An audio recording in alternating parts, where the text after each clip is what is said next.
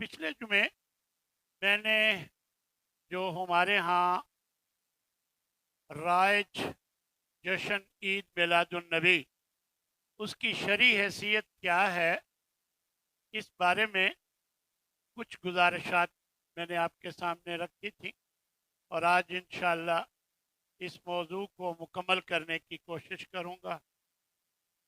میں نے آخر میں آپ کو 3 اصول بتائے تھے کہ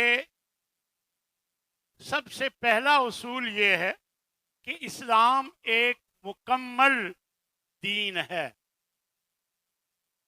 اب جب وہ مکمل دین ہے، جیسا کہ میں نے یہ آیت بھی آپ کو سنائی تھی، الیوم اکملت لکم دینکم واتممت علیکم نعمتی ورضیت لکم الاسلام دینا۔ جب میں نے آپ کو یہ آیت بھی سنائی تھی تو اس سے یہ ثابت ہوا کہ اسلام مکمل دین، اللہ نے دین کو مکمل کر دیا۔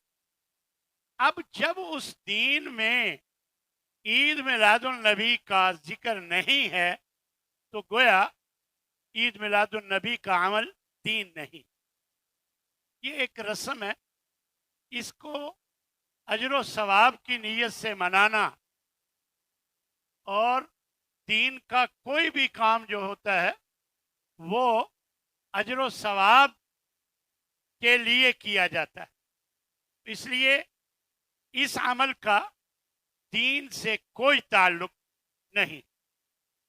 دوسرا اصول میں نے آپ کو بتایا تھا کہ نبی کریم صلی اللہ علیہ وسلم نے ہر خیر کا حکم دے دیا، ہر خیر کا حکم دے دیا۔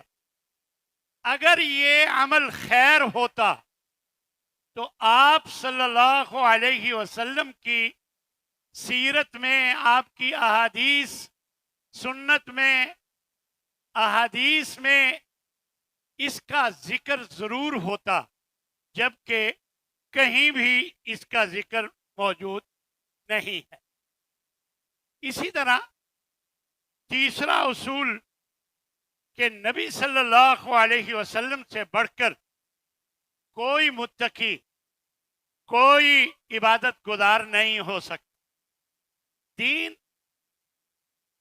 کا تعلق عبادت سے ہے، عبادت کا تعلق دین سے ہے، تو اگر یہ دین ہوتا تو خود نبی صلی اللہ علیہ وسلم یہ کام کرتے، صحابہ کو حکم دیتے، نہ یہ عمل صحابہ نے کیا، نہ آپ کے بعد تابعین نے، صحابہ کے بعد نہ تبع تابعین نے، اور نہ دوسرے ائمہ دین۔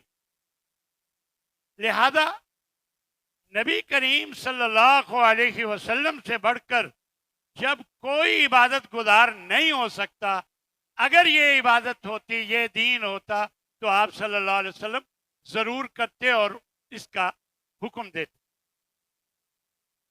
ان 3 اصولوں سے ہمیں یہ معلوم ہوتا ہے کہ دین مکمل ہے۔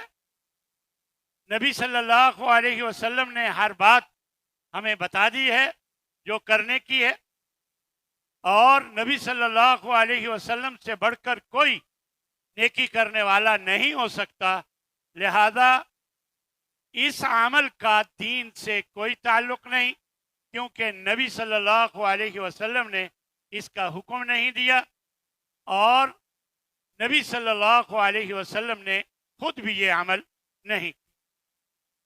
تو میرے بھائیوں، اس مہینہ میں، ربیع الاول کے مہینہ میں بہت غلو ہوتا ہے نبی کریم صلی اللہ علیہ وسلم کی ذات کے حوالے سے۔ کہیں فریاد رسی کی جاتی ہے، بالکل ایسے جیسے اللہ سے فریاد رسی کی جاتی ہے۔ نبی کریم صلی اللہ علیہ وسلم سے کہیں مدد طلب کی جاتی ہے، کہیں آپ کو عالم الغیب سمجھا جاتا ہے۔ جو یہ سب اعمال شرک کے زمرے میں آتے ہیں، اور نبی صلی اللہ علیہ وسلم نے یہ فرمایا تھا، ایاکم والغلو فی الدین، دین کے معاملے میں غلو کرنے سے باز آ جاؤ. فَإِنَّمَا أَهْلَكَ مَنْ كَانَ قَبْلَكُمُ الْغُلُوُّ فِي الدِّينِ. دین میں غلو نے ہی پچھلے لوگوں کو گمراہ کیا. یعنی جو آپ سے پہلے لوگ تھے ان کی گمراہی کا زیادہ سبب دین میں غلو کرنا تھا. یہ غلو کیا ہوتا ہے؟ حد سے بڑھنا. ہر چیز کی ایک حد ہے، جب اس سے بڑھا جائے گا تو یہ غلو. تو دین میں غلو کرنے سے نبی کریم صلی اللہ علیہ وسلم نے منع فرمایا. اور پھر ایک حدیث میں واضح طور پر فرمایا کہ لا تطرونی کما اطرت النصارى ابن مریم. جیسا کہ عیسائیوں نے، نصارہ نے ابن مریم حضرت عیسیٰ علیہ السلام کو بڑھا چڑھا کر پیش کیا، تو مجھے ایسے بڑھا چڑھا کر پیش نہ کیا کرو. انما انا عبد، میں ایک بندہ ہوں اللہ کا. فقولوا عبد اللہ و رسول، بس یہ کہا کرو اللہ کا بندہ اور اس کا رسول. یعنی یہ بات نبی کریم صلی اللہ علیہ وسلم نے واضح طور پر بیان فرمایا. اسی طرح ایک عقیدہ یہ بھی رکھا جاتا ہے، سمجھا جاتا ہے کہ نبی صلی اللہ علیہ وسلم ہماری مجلسوں میں تشریف لے آتے ہیں اور وہ مرحبا کہتے ہوئے کھڑے بھی ہوتے ہیں. یعنی ایک طرف یہ عقیدہ ہے ہر جگہ حاضر ناظر ہیں، اور ایک طرف بیٹھے ہوتے ہیں کہ اب وہ تشریف لائے ہیں اور کھڑے ہو جاتے ہیں اور مرحبا کہتے ہیں. تو اب دونوں میں سے ایک بات تو غلط، دونوں ہی غلط ہیں ویسے تو، لیکن دونوں باتوں میں تضاد ہے. خیر، تو یہ عمل بھی ہم دیکھتے ہیں کہ نبی صلی اللہ علیہ وسلم نے کیا بیان فرمایا. فرمایا انا سید ولد آدم، میں آدم کی اولاد کا سردار ہوں گا یوم القیامہ، قیامت کے دن. قیامت کے دن میں آدم کی اولاد کا سردار ہوں گا. وَأَوَّلُ مَنْ يَنشَقُّ عَلَيْهِ الْقَبْرُ، یہ مسلم شریف کی روایت ہے کہ میں سب سے پہلا شخص ہوں گا کہ جس کی قبر پھٹے گی اور نکالا جائے. یعنی سب سے پہلے جب نکالا جائے گا تو مجھے نکالا جائے. اور کب ہوگا؟ قیامت کے. تو یہ کہنا کہ نبی صلی اللہ علیہ وسلم ہماری مجلسوں میں تشریف لاتے ہیں، یہ بالکل جھوٹ ہے، اس کی کوئی حقیقت نہیں. وگرنہ نبی صلی اللہ علیہ وسلم کی موجودگی میں کوئی نماز نہیں پڑھا سکتا تھا، تو جب آپ موجود ہوں گے تو آپ کا امام کیسے مصلی پہ آگے جاتا؟ اس لیے یہ عقیدہ ہی غلط ہے، یہ عقیدہ ہی درست نہیں. پھر اس عمل کو بدعت حسنہ کہا جاتا ہے کہ یہ اچھی بدعت ہے، جبکہ نبی صلی اللہ علیہ وسلم نے فرمایا تھا کل بدعت ضلالہ، کل بدعت ضلالہ. ہر بدعت گمراہی ہوتی ہے، ہر بدعت گمراہی ہوتی. پھر نبی صلی اللہ علیہ وسلم نے یہ بھی واضح فرما دیا کہ من احدث فی امرنا ھذا ما لیس منہ فہو رد. بخاری مسلم کی یہ روایت ہے کہ جو بھی اس دین میں کوئی نئی چیز شامل کرے گا جس کا تعلق دین سے نہیں ہوگا، نئی سے مراد پہلے نہیں تھی، نبی صلی اللہ علیہ وسلم نے نہیں کیا، نہ فرمایا، نہ قرآن میں نہ حدیث میں، اور یہ 600 سال بعد یہ شروع ہو رہی ہے. اور اسی طرح کئی بدعات اس کے بعد جاری کی گئی. تو گویا نبی صلی اللہ علیہ وسلم کی لائی ہوئی شریعت میں نہیں ہے، وہ بدعت ہے جو بعد میں دین میں شامل کیا جائے. اور ہر قسم کی بدعت گمراہی ہے، اور جو ایسا کرتا ہے فَهُوَ رَدٌّ، اس کی بات کو رد کیا جائے گا، نہیں مانا جائے گا. اور جو بھی اس طرح کا عمل کرتا ہے وہ بدعت کا ارتکاب کرتا ہے. اور نبی کریم صلی اللہ علیہ وسلم کے ایک حدیث کے مطابق بدعت رائج کرنے والے اور اس پر عمل کرنے والے پر لعنت. اس طرح بہت سے اچھے عمل لوگ سمجھتے ہیں کہ اس کے کرنے میں کیا حرج ہے. نہیں میرے بھائی، یاد رکھیں، جو اچھا عمل نبی صلی اللہ علیہ وسلم نے بتایا وہ اصل میں کرنے کے قابل ہے کہ یہ عمل کر. بعض لوگ سمجھتے ہیں کہ اگر غلو نہ ہو، آلات موسیقی نہ ہوں، کیونکہ ہم انہی پر اعتراض کرتے ہیں کہ موسیقی کا استعمال ہوتا ہے، اگر یہ نہ ہو، مرد و زن کا اختلاط بھی نہ ہو تو پھر جائز ہے. نہیں میرے بھائی، جب نبی صلی اللہ علیہ وسلم سے یہ ثابت ہی نہیں ہے. اب دیکھیں، جنازے کی اذان ثابت نہیں ہے، اسی طرح عیدین کی اذان ثابت نہیں ہے. نبی صلی اللہ علیہ وسلم نے اذان نہیں دلوائی، نہ جنازے کی نہ عیدین کی. اب اذان دینا کتنا اچھا عمل ہے. لہذا اگر کوئی کہے کہ کیا حرج ہے، یہ اچھا عمل ہے، تو یہ غلط ہے. اس لیے کہ جب دین وہ ہے جو اللہ اور اس کا رسول بیان فرما دے، اور جب نہ اللہ نے فرمایا نہ رسول اللہ صلی اللہ علیہ وسلم نے فرمایا اور کیا، تو یہ دین نہیں ہو سکتا. اس لیے ہمیں یہ بات اچھی طرح سمجھ لینی چاہیے کہ دین وہی ہے جو اللہ اور اس کا رسول بیان فرمائے. ہر اچھا عمل دین نہیں ہو سکتا. جس اچھے عمل پر میرے نبی حضرت محمد صلی اللہ علیہ وسلم کی مہر ہے وہ اچھا عمل ہے اور وہ دین ہے. حضرت ابو موسیٰ اشعری ایک مرتبہ مسجد گئے، ایک منظر دیکھا، فوراً حضرت عبداللہ بن مسعود رضی اللہ تعالیٰ عنہ کے گھر بھاگ کر گئے جلدی میں، اور کہنے لگے کہ میں نے مسجد نبوی میں آج ایسی خیر دیکھی ہے جو مجھے ٹھیک نہیں لگتی. یعنی اس سے پہلے میں نے کبھی نہیں دیکھی کہ لوگ نماز کی انتظار میں بیٹھے ہوئے ہیں اور حلقے باندھے ہوئے ہیں، کنکریاں ان کے ہاتھ میں ہیں، اور ایک بندہ انہیں کہہ رہا ہے 100 مرتبہ لا الہ الا اللہ پڑھو اور 100 مرتبہ سبحان اللہ پڑھو. کنکریاں پھینکتے جاتے ہیں اور اس طرح وہ بیٹھے نماز کا انتظار کر رہے.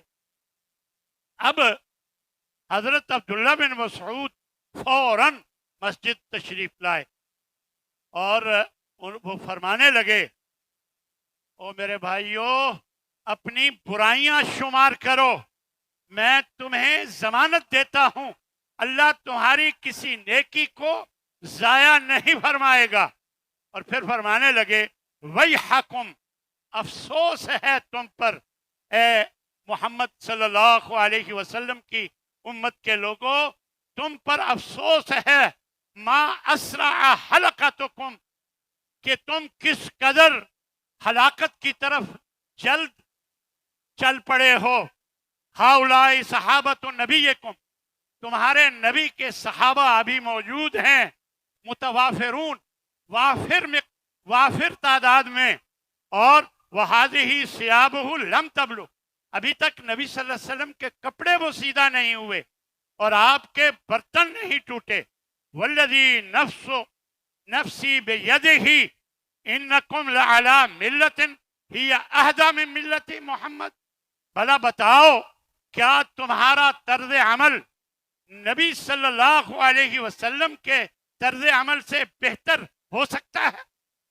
اور پھر فرمانے لگے، او مفتح باب الضلالہ، یا یہ بتاؤ کہ تم گمراہی کا دروازہ کھولنا چاہتے ہو. تو صحابہ پریشان ہو گئے، کہنے لگے، واللہ ما اردنا الا الخیر، اللہ کی कसम ہم نے تو اچھا ہی سوچا تھا. اب انہوں نے اچھا سوچ کر کیا, دوسرے صحابی نے انہیں ٹوک دیا کہ یہ اچھا نہیں ہے, کیونکہ نبی صلی اللہ علیہ وسلم نے ایسا نہیں بتایا. اس لیے میرے بھائیوں اچھی طرح سمجھ لیں کہ یہ عمل کسی صورت جائز نہیں. دیکھیں آپ خود سوچیں کہ رسول اللہ صلی اللہ علیہ وسلم کی زندگی میں 23 دفعہ یہ دن آیا, اور حضرت ابوبکر صدیق رضی اللہ تعالیٰ عنہ کی زندگی میں 2 مرتبہ آیا, حضرت عمر رضی اللہ تعالیٰ عنہ کی زندگی میں 10 مرتبہ آیا, حضرت عثمان رضی اللہ تعالیٰ عنہ کی زندگی میں 12 مرتبہ, اور حضرت علی رضی اللہ تعالیٰ عنہ کی زندگی میں 5 مرتبہ, اور ان کے بعد حضرت معاویہ رضی اللہ تعالیٰ عنہ کی زندگی میں 20 مرتبہ آیا. یہ سب صحابہ نبی کے تربیت یافتہ تھے, نبی کے تربیت یافتہ تھے. تو اگر یہ عمل ثواب اور اجر کا باعث ہوتا تو یقیناً صحابہ ضرور کرتے. نہ آپ صلی اللہ علیہ وسلم سے یہ عمل ثابت ہے, اور پھر اس عمل میں موسیقی تو اب معمولی چیز رہ گئی ہے. انتہائی بےہودہ ناچ گانے, ہر سال نئے نئے چیزیں دیکھنے کو ملتی ہیں. یعنی عورتوں کے ڈانس اور ان کے بال کھول کر اوپر نیچے کرنا اور ڈانس کرنا, اور اس طرح کے مناظر جو انتہائی بےہودہ مناظر ہیں, اور وہ عید میلاد النبی کے مناظر. لکھا ہوا ہے عید میلاد النبی مبارک ہو, اور وہاں عورت ڈانس کر رہی اور بندے ڈانس کر رہے. یہ میرے نبی کی شریعت نہیں ہے صلی اللہ علیہ وسلم. تو حالی نے بہترین چند اشعار اس موقع کے لیے کہے تھے, میرا جی چاہتا ہے وہ بھی میں آپ کو سنا دوں کہ تم اوروں کی مانند دھوکہ نہ کھانا, کسی کو خدا کا نہ بیٹا بنانا, میری حد سے رتبہ نہ میرا بڑھانا, بڑھا کر بہت تم نہ مجھ کو گھٹانا, نہیں بندہ ہونے میں بنانا نہ تربت کو میری صنم تم, نہ کرنا قبر پر میری سر کو خم تم, نہیں بندہ ہونے میں کچھ مجھ سے کم تم, کہ بے چارگی میں برابر ہیں ہم. تو میرے بھائیوں نبی کریم صلی اللہ علیہ وسلم نے بھی فرمایا کہ میری امت کے لوگ کچھ لائے جائیں گے جبکہ میں حوض کوثر پر پانی پلا رہا ہوں گا.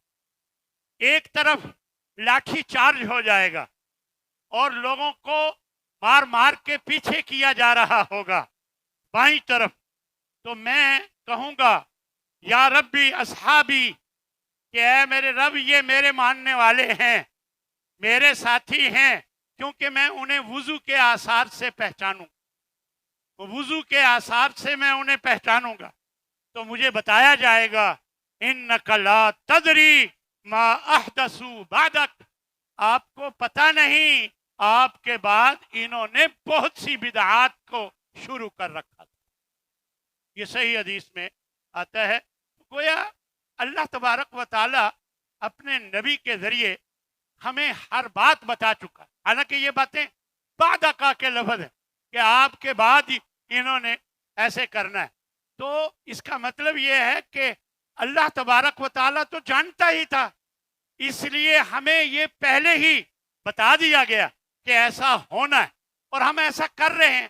لہذا ہمیں اللہ سے ڈرنا چاہیے اور کوشش کرنی چاہیے کہ ہم اس قسم کی بدعات سے بچ کر رہیں. آپ کو یہ نہیں بھولنا چاہیے کہ 12 ربیع الاول کا دن تھا اور حضرت فاطمہ اس دن رو رہی تھی اور ایک شعر پڑھ رہی تھی کہ سبت علیہ مصائب لو انہا سبت علی الایام سرنا لیالیا, کہ مجھ پر آج ایسی مصیبتیں آن پڑی ہیں کہ اگر وہ دنوں پر آتی تو وہ بھی رات بن جاتی. یعنی परेशान हैं, रो रही हैं। हजरत अनस से रजी अल्लाह ताला अन्हो से कहती हैं कि तुमने मेरे अब्बा की कब्र पे कैसे मिट्टी डाल दी, कैसे गवारा किया। ये 12 रबीउल अव्वल का दिन था, अल्लाह की कसम। और ये बिल्कुल सही हदीस से साबित कि ये बातें हो रही थी। और मेरे भाइयों, हम देख लें कि हम 12 रबीउल अव्वल को क्या करते। हमारे बुजुर्ग जानते हैं कि आज तक हिंदुस्तान में ये 12 वफात ही होती थी। 12 वफात का दिन सरकारी तौर पर मनाया जाता था, उसको 12 वफात कहा जाता था। ये हमारे चंद उलमा ने मिलकर इसे उस 12 वफात को ख़त्म करवा के उसको 12 पैदाइश का नाम दिया, ईद मिलादुन नबी। यानी ये 1935 में ये काम शुरू हुआ।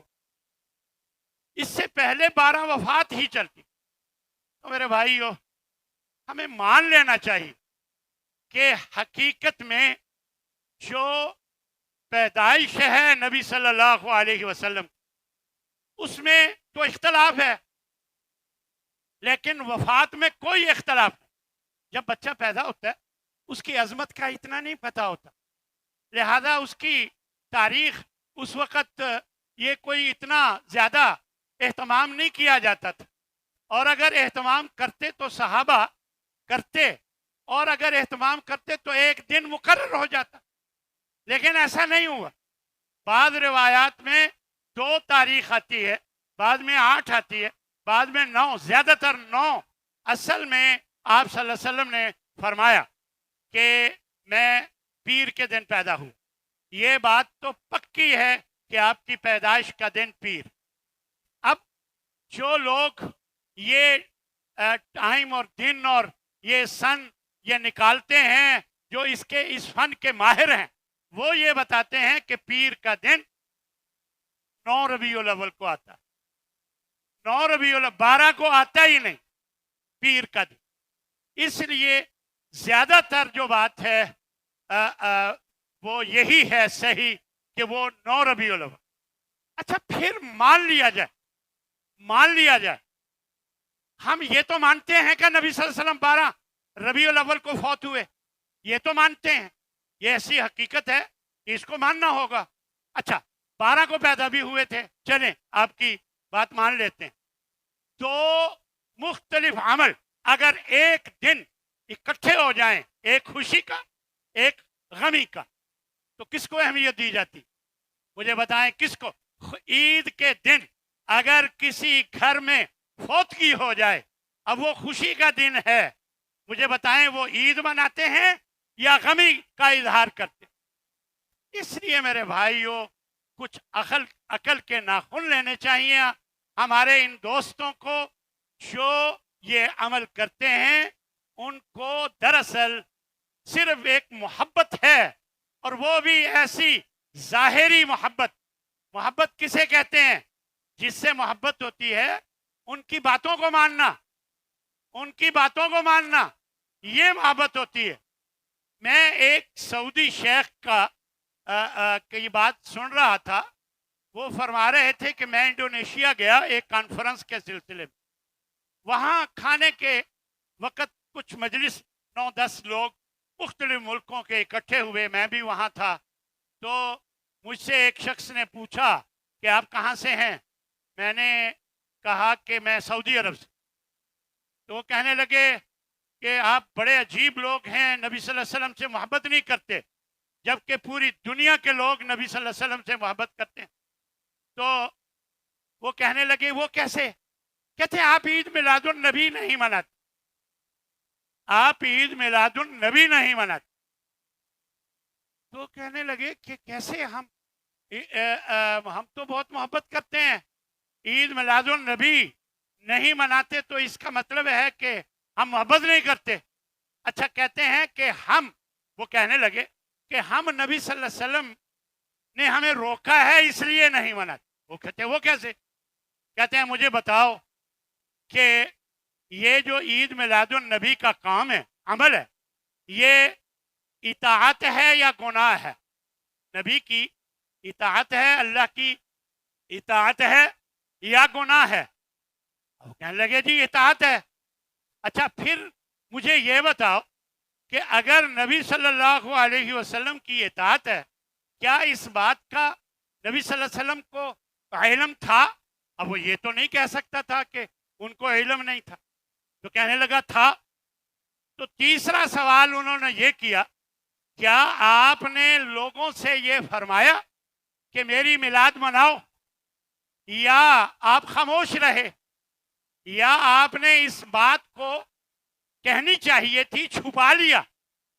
کاتما کے لفظ تھے وہ جو کہہ رہے کہ چھپا لیا نبی صلی اللہ علیہ وسلم نے اس بات کو، تو کیا ایسا؟ اب وہ خاموش ہو گیا کہ میں کیسے کہہ سکتا ہوں کہ نبی صلی اللہ علیہ وسلم نے فرمایا کرو، کہیں اس کی دلیل نہیں، اور اگر کہوں کہ آپ کو پتہ ہی نہیں چلا تو آپ نے خاموشی اختیار کی، تو یہ نبی صلی اللہ علیہ وسلم پر بہت بڑا الزام ہے۔ تو خیر بات سمجھ میں یہ آئی کہ ہم اس دین پر چلیں جسے نبی صلی اللہ علیہ وسلم نے ہمیں بتایا، ہمارے سامنے پیش، کیونکہ نبی صلی اللہ علیہ وسلم نے ہر بات ہمیں بتا دی۔ اس لیے میرے بھائیوں اس بات کو سمجھیں اور کوشش کریں کہ ہم کسی بھی طرح کی بدعت کا ارتکاب کرنے والے نہ۔ اس پوری بحث کا، پچھلے جمعے اور اس جمعے کی پوری بحث کا خلاصہ میں آپ کو چند نکات کی شکل میں آپ کے سامنے رکھتا ہوں۔ پہلا نقطہ یہ ہے کہ ہر دینی عمل کی بنیاد اتباع شریعت ہے، یعنی جب بھی کوئی دینی عمل ہوگا وہ شریعت کی اتباع کے نتیجے میں ہو، یعنی یہ سب سے بنیادی عمل ہے، جو کہ پہلا نقطہ ہے کہ جب بھی کوئی دین کا عمل ہوگا تو دینی عمل اتباع شریعت کی بنیاد پر ہو۔ اور دوسرا اس بارے میں اللہ تبارک و تعالیٰ کا جو حکم ہے وہ یہ ہے کہ وَأَنَّ هَذَا صِرَاطِي مُسْتَقِيمًا، یہ میرا سیدھا راستہ ہے، فَاتَّبِعُوهُ، اس پہ چلو، وَلَا تَتَّبِعُوا السُّبُلَ، اور مختلف دوسرے راستے نہ اپناؤ، فَتَفَرَّقَ بِكُمْ عَنْ سَبِيلِهِ، تو وہ تمہیں کسی اور طرف لے جائیں گے۔ اگر کوئی اور راستہ اپناؤ گے اس ہدایت کے راستے کو چھوڑ کر تو وہ تمہیں بہت دور لے جائیں گے کسی اور طرف۔ لہذا میرا جو سیدھا راستہ ہے یہ کیا ہے؟ قرآن و حدیث کا راستہ، اس پر چلو، اس کی پیروی کرو، یہ اللہ کا حکم ہے۔ اور پھر نبی صلی اللہ علیہ وسلم نے بھی فرمایا علیکم بسنتی، میری سنت پہ چلو، وسنت الخلفاء الراشدین المہدیین، جو میرے ہدایت یافتہ اور میرے تربیت یافتہ صحابہ ہیں ان کے طریقے پہ چلو، کیونکہ میں نے ان کی تربیت کی۔ ہو سکتا ہے میری کسی بات کا تمہیں پتہ نہ چلے، تو میرے صحابہ کی بات پر بھی چلو، کیونکہ وہ میں نے ان کی تربیت کی۔ وَإِيَّاكُمْ وَمُحْدَثَاتِ الْأُمُورِ، اللہ کے نبی فرما کے گئے کہ دین میں نئی نئی چیزیں گھڑنے سے بچو۔ اب یہ اللہ کے نبی حکم دے کر گئے صلی اللہ علیہ وسلم، اور ہم پھر شیطان نے ہمیں اس کام پر لگا دیا ہے۔ اور دوسرا نقطہ جو میں پہلے بھی کئی بار بیان کر چکا کہ دین مکمل ہو چکا، اور دین جب مکمل ہو چکا اس میں جب اس عمل کا ذکر نہیں ہے تو پھر ہمیں اس کو منانا یا اس انداز میں اس کا اظہار کرنا یہ بالکل درست نہیں ہے، کیونکہ رسول اللہ صلی اللہ علیہ وسلم نے ہمیں ہر بات بتا کر دین کو مکمل کر دیا۔ تیسرا نقطہ یہ ہے کہ جب طریق ولادت پر اتفاق ہی نہیں ہے تو پھر ایک دن مقرر خود ہی کر لینا، یعنی کوئی پوری امت میں اختلاف ہے، یعنی پورے دنیا کے مسلمان کسی ایک تاریخ پر ولادت کے حوالے سے متفق نہیں، اب پھر اس کو مسئلہ بنا کر اس طرح کرنا، تو یہاں سے یہ معلوم ہوا کہ یہ جو اختلاف ہے اس سے یہ پتہ چلا کہ صحابہ اہتمام کرتے ہی نہیں تھے، وگرنہ اگر وہ اہتمام کرتے تو ہمیں پتہ چل جاتا کہ فلاں تاریخ کو وہ کرتے تھے. لہذا معلوم ہوا کہ یہ عمل درست نہیں.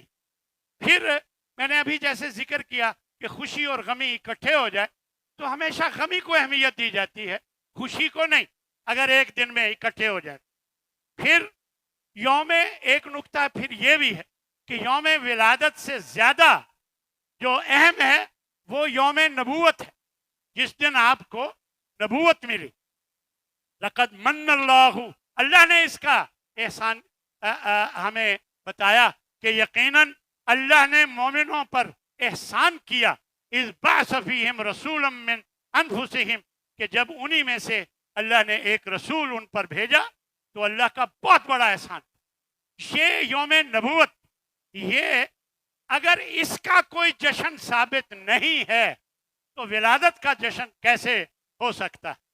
پانچواں نقطہ یہ ہے کہ ایسا کرنا غیروں سے مشابہت ہے، جس کی نبی صلی اللہ علیہ وسلم نے جس سے منع فرمایا کہ یہود و نصارہ کی مشابہت مت کرو. اب دیکھیں، عیسائی لوگ رونقیں برپا کرتے ہیں، ہم بھی کرتے ہیں، بتیاں لگاتے ہیں، لائٹیں لگاتے ہیں اور اپنے بازاروں کو سجاتے ہیں، گھروں کو. ہاں جی، حضرت عیسیٰ علیہ السلام کی میلاد کے موقع پر تو ہم بھی ویسے ہی کرتے ہیں، جیسے وہ کیک کاٹتے ہیں اب ہم بھی وہ ویسے ہی. میں حیران ہوا کہ 63 من کا ایک کیک کاٹا گیا، 63 من کا. یہ فیصل آباد میں کسی جگہ پر کیک تیار کیا گیا 63 من، کیونکہ نبی صلی اللہ علیہ وسلم کی عمر 63 سال. اور اسی طرح ملتان میں، ممتاز آباد میں 60 من، مجھے اب فگر یاد نہیں ہے، حلوہ تیار کیا گیا. ہاں جی، میرا خیال 600 من بتا رہے تھے، 600 من. اور اس میں اتنی چینی منوں پڑی اور اتنا. یعنی کیا یہ شیطان نے ہمیں یہ بیکار سبق پڑھا کر ان چیزوں پر خرچ کرنے کی بجائے اللہ کی راہ میں ہم ویسے لوگوں کو کھانا کھلائیں آگے پیچھے. لیکن یہ جو رسم اس مناسبت سے بنا کر ہم نے یہ عمل شروع کیا ہے، جس کا شریعت سے کوئی تعلق نہیں، الٹا ثواب کی بجائے ہمارے لیے عذاب کا باعث بن جائے، تو میں نہیں سمجھتا کہ یہ عقل مندی کا عمل. تو اس طرح غیروں کی جو مشابہت ہے یہ بھی ٹھیک نہیں. اور چھٹا نقطہ یہ ہے کہ جشن میلاد النبی چوتھی یا چھٹی صدی کی ایجاد ہے، چھٹی صدی کی ایجاد ہے، تو لہذا یہ بعد میں شروع ہوئی تو دین کا تو اس سے کوئی تعلق نہیں. اور ساتواں نقطہ یہ ہے کہ جشن میلاد مکمل محبت کا مظہر نہیں، کیونکہ اللہ فرماتا ہے قُلْ إِن كُنتُمْ تُحِبُّونَ اللَّهَ فَاتَّبِعُونِي، اگر تمہیں محبت کا دعویٰ ہے تو میری پیروی کرو. اللہ اور اس کے رسول سے تم محبت کرتے ہو، فَاتَّبِعُونِي، تو میری پیروی کرو. اب پیروی کی بجائے ہم بدعات کا ارتکاب شروع کر دیں تو یہ ہمیں اللہ کے عذاب کو دعوت دینے والی بات ہے، ہمیں اس سے بچنا چاہیے. اور آٹھواں نقطہ یہ ہے کہ یادگار سال میں ایک بار نہیں آتی، وہ تو ہر وقت نبی صلی اللہ علیہ وسلم کی میلاد کی خوشی دل میں ہر وقت ہونی چاہیے، بجائے اس کے کہ ایک دفعہ منا کر ایک دن پہلے بھی نہیں تھی، ایک دن منائی اور اگلے دن پھر ختم ہو گئی، تو یہ تو کوئی یادگار نہ ہوئی. لہذا یہ عمل ہر روز، ہاں جی، اللہ تبارک و تعالیٰ نے جیسے فرمایا وَرَفَعْنَا لَكَ ذِكْرَكَ، پانچوں نمازوں میں ہر روز نبی صلی اللہ علیہ وسلم کے ذکر کو ہم بلند کرتے ہیں، اذان میں، اقامت میں. اور یہ نبی صلی اللہ علیہ وسلم کا ذکر اللہ نے خود بلند فرما دی. اور نواں نقطہ یہ ہے کہ جب نبی صلی اللہ علیہ وسلم کی مخالفت سے منع کیا گیا ہے تو ہم کیوں مخالفت کریں؟ کیوں مخالفت کریں نبی صلی اللہ علیہ وسلم؟ کیونکہ اللہ نے اس سے منع فرمایا ہے. اس میں جو جو عمل ہوتا ہے وہ سب منکرات. پھر فضول خرچی، فلمی گیتوں کی طرز پر جو ہے نعتیں، شرکیہ نعتیں وغیرہ وغیرہ۔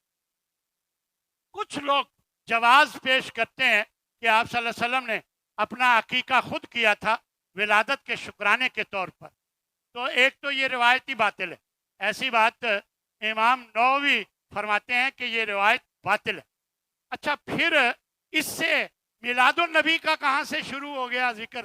ہاں جی، عقیقہ تو ایک مرتبہ ہو گیا اور وہ ہو گیا، اب آپ ہر سال یہ عمل کرنا شروع کر دیتے ہیں۔ پھر نبی صلی اللہ علیہ وسلم نے فرمایا میں پیر کو پیدا ہوا تو میں روزہ رکھتا ہوں، آپ صلی اللہ علیہ وسلم کی یہ سنت ہے۔ اگر آپ خوشی منانا چاہتے ہیں، نبی سے محبت رکھتے ہیں، تو ہر پیر کو روزہ رکھا کر، یہ نبی کا طریقہ ہے، اس سے آپ کو اجر ملے گا، بجائے اس کے کہ آپ اپنے آپ کو جہنم کی طرف لے کر جائیں نبی کی مخالفت کی وجہ سے۔ تو اس لیے ہمیں کوشش یہ کرنی چاہیے کہ ہم سوموار کو ہر پیر کو روزہ رکھیں اور کوشش کریں کہ کسی قسم کی بدعات کا ارتکاب نہ کریں، اس سے بچ کر رہیں۔ اللہ ہم سب کا حامی و ناصر ہو، اور اللہ ہمیں توفیق دے کہ ہم نبی کے طریقے پر چلنے والے بن جائیں۔ وآخر دعوانا ان الحمد للہ رب العالمین۔